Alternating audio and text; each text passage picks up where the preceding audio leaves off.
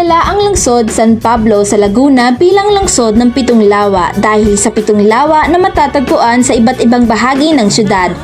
Binubuo ang 7 lawa ng San Pablo ng mga lawang Bunot, Kalibato, Pandin, Yambo, Palakpakin, Muhikap at Sampaloc.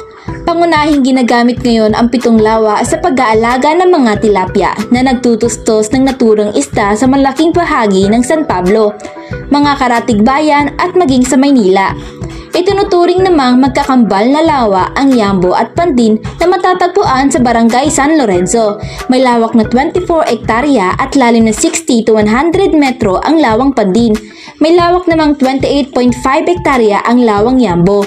Itinuturing na oligotropiko ang mga lawang ito kaya maaaring paglanguyan ng mga tao.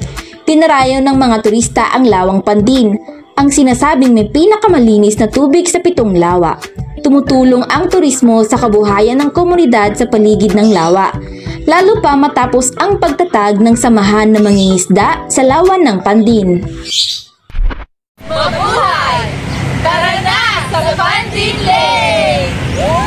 So, nandito na po kami sa tricycle. Diretso na siya pa Pandin.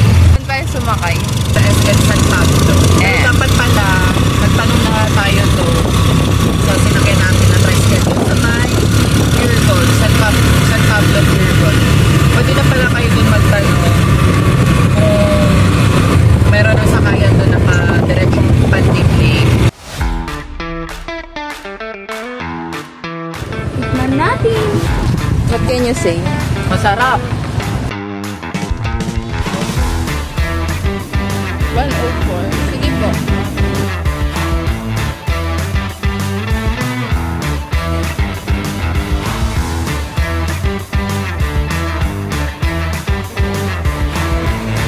Only for 104. So ito na guys, malapit na kami sa Pandin Lake. Makikita at malalaman nyo na kapag nasa Pandin na kayo once na makita nyo na yung arko. Pwede kayong magpahatid sa pinakaloob, pwede din pasok kung meron kayong sariling sasakyan. Paalala lang na yung daan doon ay paahon. 5 po. Thank you po. Bago pa pala kami makapasok dito, merong parang sa amin dito na nagbabantay. Tapos pinalista yung pangalan namin. For safety purposes lang siguro. Ito na yung Pandin Lake. Guys, this is the Pandin Lake! We're here!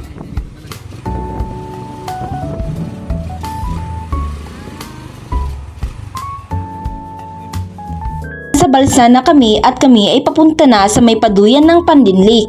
Nagpahinga rin muna kami saglit sa balsa at medyo nakakapagod din ang biyahe. You can literally see the beauty of our nature.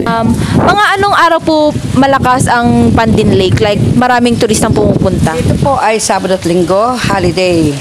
Pero pag ganitong Monday to Friday, ay medyo sabi nga po, merong kukonti, merong marami. Saan nyo po na i-handle yung mga customer or mga tourist po nagpupunta dito na mga masusungit, like makalat, rude?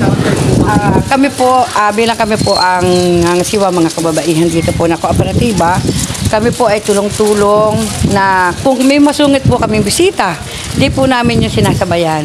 Kami po ang nagpapakumbaba. Opo, bumbaga po, kami po ang humihingi ng pasensya. Kung kahit po sila ay mali at kami po ang tama, ginagawa na lang po namin ang paghingi po ng pasensya.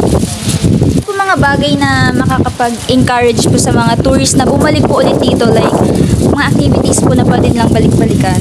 Ngayon po, meron po kami dito po sa Pandin, meron po kami bago ngayon na activity. Bali, meron po kami dyan duyan, tapos meron po kami na 20 feet po na talunan. Pwede kayo mag-fishing, pwede kayo mag-swimming within 2 hours. Pwede nyo pong makita yung isa namin lawa, yung Yambo.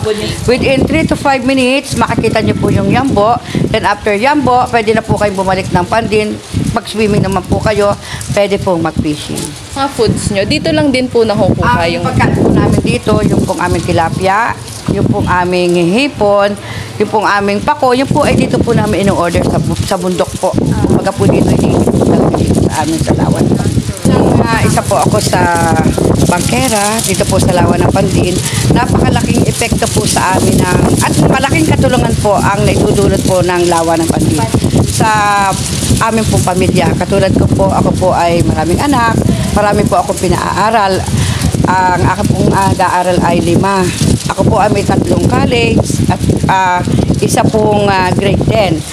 Ang tulong po ng ang lawa ng Pandin ay talaga pong masasabi po talaga namin na hindi naman po talagang sasabihin sapat na sapat, pero napalaking tulong po sa amin. Hindi lang po namin kinukuha yung aming pinagpapaaral, amin po kinakain sa araw-araw.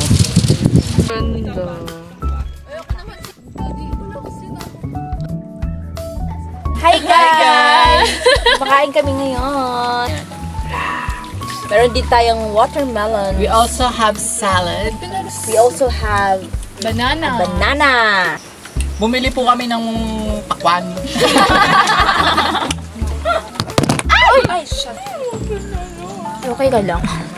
So, meron nga po palang specialty ang Pandin Lake, which is the pako, no? Yes. Yes. Yes.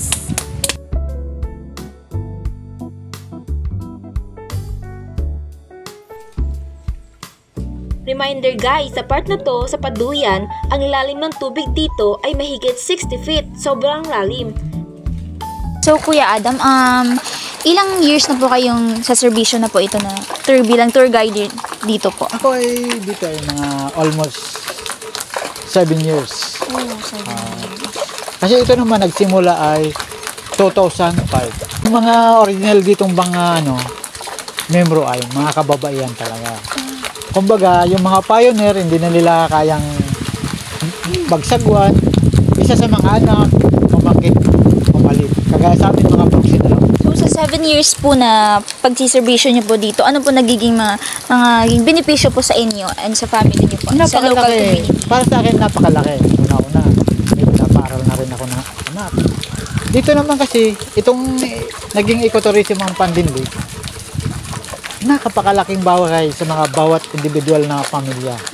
Isa kasi ito sa pangalawang pinagkakakita nila. Kasi noong una, pangingisda, pagkukupra, pagtatanim ng mga saging, ang pangunahin talaga nilang hanap buhay. Dito naman, sa nakakita namin, may mga activities ng iba. Kailangan po talaga marami sanang project na nakalaan dito. Kaso, ang pinaproblema, yung ipopunto natin. Kasi una-una kasi ihahabil tayo ng tourism. Yung mga individual local LDO. Pag hindi tayo pinayagan ng LLD, DNR, hindi natin magagawa yung mga iniisip nating mga activities. Kailangan sila po talaga mag-approve nun. Ano po kayo sa tingin niyo yung mga nakikitang pwede pa pong i-improve? Ito naman sa akin, hindi na kailangan pang i-improve. Kasi ito na po yung tinatawag na El Nido ng San Pablo.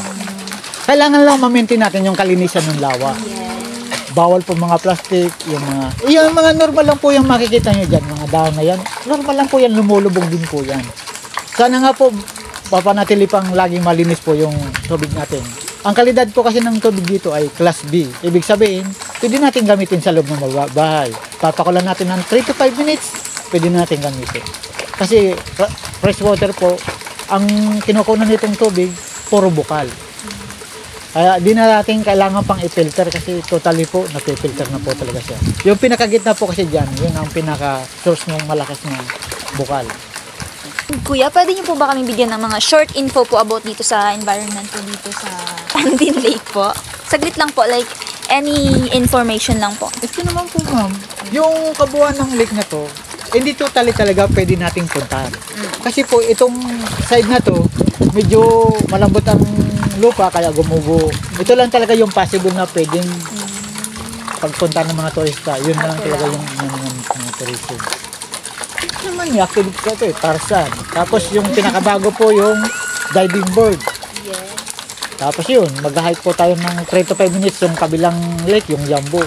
Sisili po tayo, bababa. Yun, mag-swimming na po tayo. Pipicture sa duyan. Ano pong pinakaunang activity na? Yan po, yung duyan lang po talaga. Tapos ito yun na po yung mga katulad. Kailangan po, pero may suna po kami, yung kayak. Naka-line up na po yun.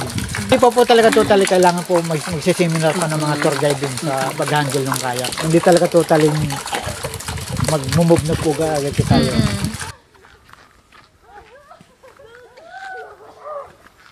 Hi! Ito pala yung Hi guys! Look, oh. which is the Yambo Lake. And this is... Pandin Lake. Hi guys! So nandito kami ngayon sa gitna ng dalawang lake. Kasama ko po si Sir Adam. So may tanong lang po ako. Ano pong pinagkaiba ng Yambo Lake sa Pandin Lake po? Ay, malaki po. Ang Pandin Lake naman, mas maliit kaysa sa Yambo. 24 hectares, may lalim na 180 feet. Compare naman po sa Yambo, mas malaki lang po ang Yambo, mas mababaw naman po sila. Magkaiba naman po yung kalidad ng tubig nila, sa kanila stagnant, sa naman po running water.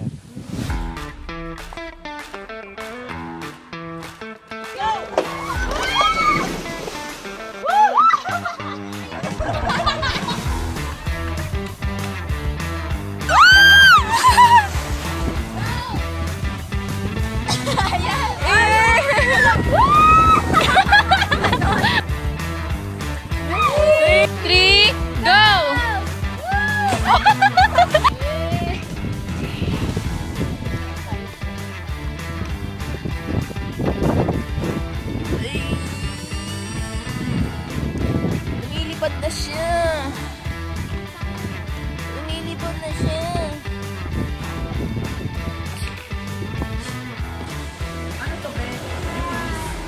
Bye-bye! Okay na to.